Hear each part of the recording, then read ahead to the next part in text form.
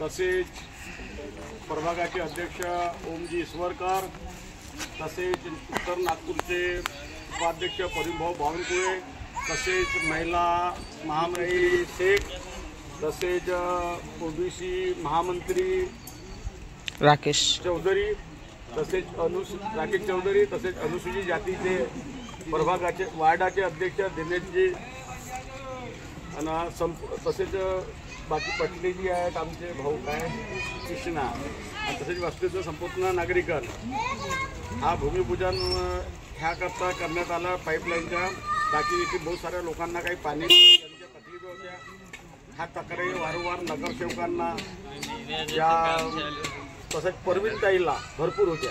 त्याच्या आधी आम्ही 2-3दा इथे आलो, बुद्धूभाई आणि परवीनताईनं आम्हाला बोलावलं इथे.